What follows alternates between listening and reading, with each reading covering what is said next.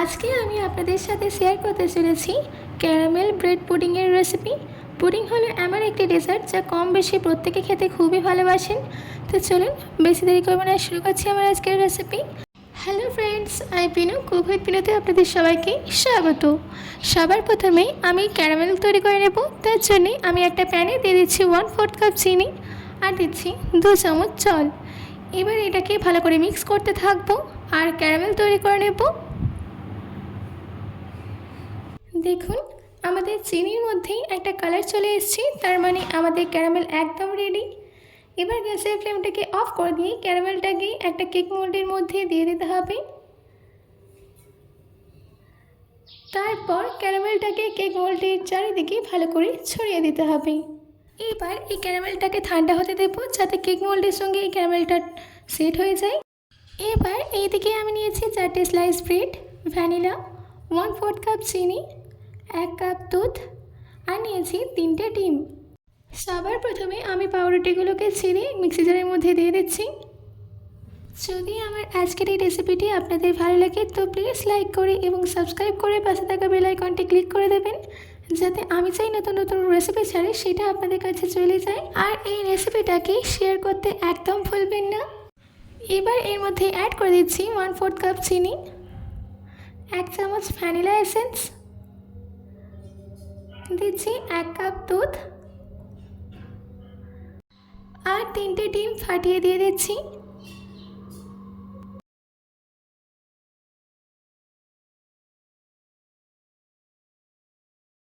এবার এই সব কিছুকে স্মুথলি ব্লেন্ড করে নিতে হবে। দেখুন আমি ব্লেন্ড করে নিয়েছি। দেখুন আমাদের ক্যারামেলটা কেক মোল্ডের সঙ্গে একদম সেট হয়ে গেছে। এবার একটা ছাঁকনির সাহায্যে এটাকে ছেঁকে নিতে হবে।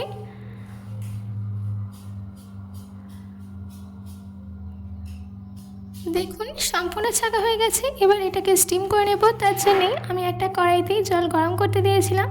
জল গরম হয়ে গেলে একটা স্ট্যান্ড রেখে এর ওপরে আস্তে করে কেক মোল্ডটাকে রেখে দিতে হবে। তারপর কেক মোল্ডটাকে ঢাকা দিয়ে দিতে হবে একটা প্লেটের সাহায্যে। তারপর একটা লিড ঢাকা দিয়ে 15 থেকে 20 মিনিটের জন্য স্টিম হতে দেব। 20 মিনিট বাদ লিডটাকে খুলে নিচ্ছি। এবার আমাদের পুডিংটা রেডি হয়েছে কিনা তা চেক করার জন্য আমি একটা টুথপিকের সাহায্যে চেক করে নেব।